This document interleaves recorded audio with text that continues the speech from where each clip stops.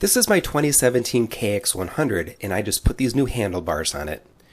In this video, I'll demonstrate the whole process from start to finish. The handlebars I chose are Renthal Fatbars with the RC Mini Bend.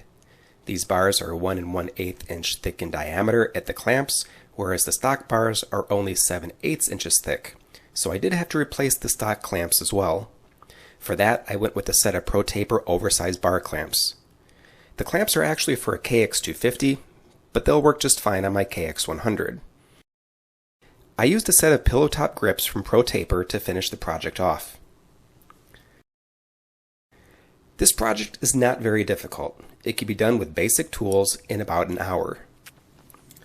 Start by removing the bar pad, if there is one, and the number plate. The number plate is secured with a single bolt that goes through the number plate tab near the top. Peel back the rubber boot covering the throttle cable housing. Then remove the two screws located at the bottom of the housing clamp. The metal used in these screws is soft, so be careful not to strip them out.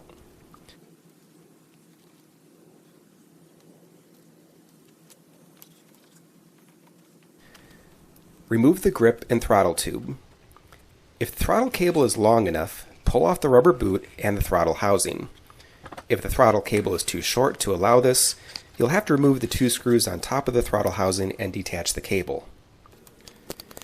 Remove the two 8mm bolts that clamp the front brake cylinder to the bars.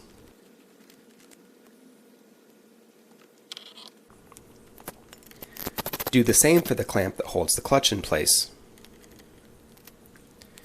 A single tiny screw holds the metal clamp of the kill switch. Remove that.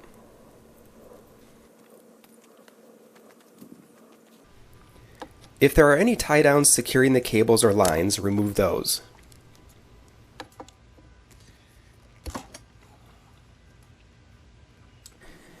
The old bars were fastened down with two 17mm bolts. I used a wrench to remove them. Then I slid the new clamps through the holes in the triple clamp, added the spacers, and tightened the bolts.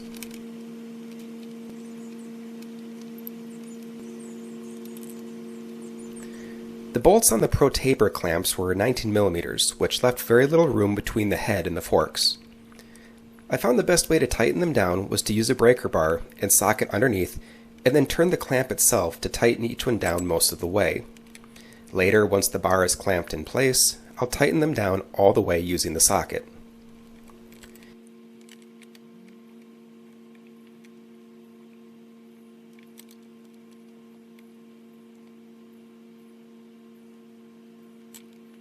Before the new bar can be installed, the top of the clamps need to be removed.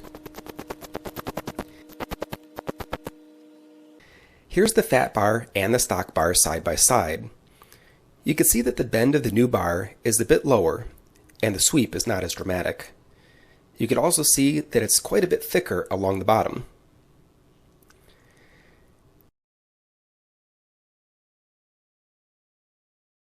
Slide the bar into place and tighten the 4 bolts down in a crisscross pattern.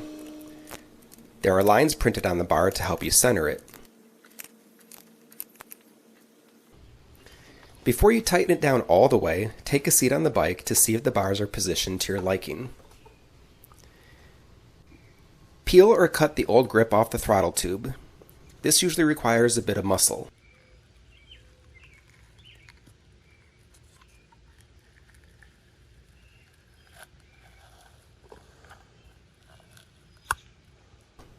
Fortunately, this one came off without too much difficulty.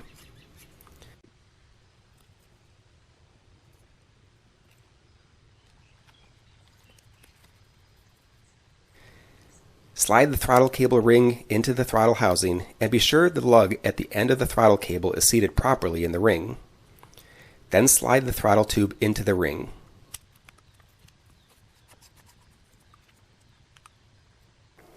Stretch the rubber boot and then the throttle tube over the end of the handlebar. Then secure it in place with the plate and 2 screws that were removed earlier.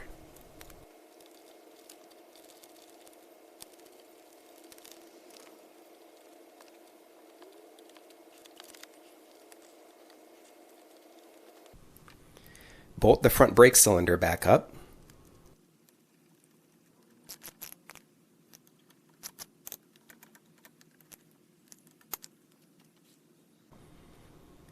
and then the clutch,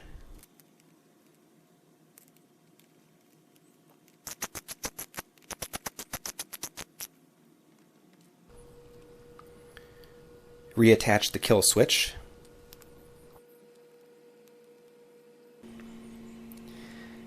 I've used this grip cement on other bikes and it seems to work well.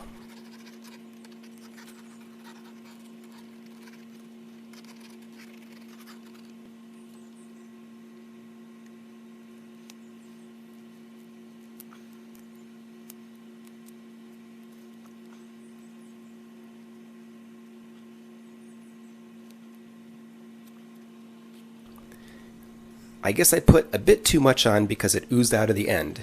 Not a big deal really, just wipe it up quickly before it gets too tacky.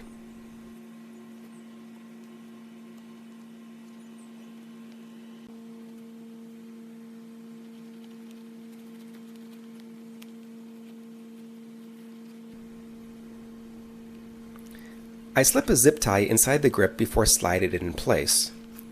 This helps the air escape, making everything easier. At this point, it's almost done. I'm just going to go through and tighten down all the bolts and screws now that everything's in place.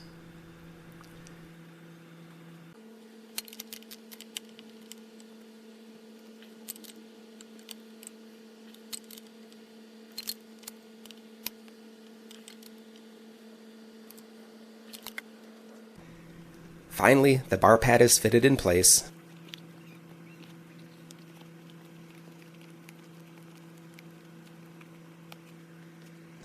Followed by the number plate.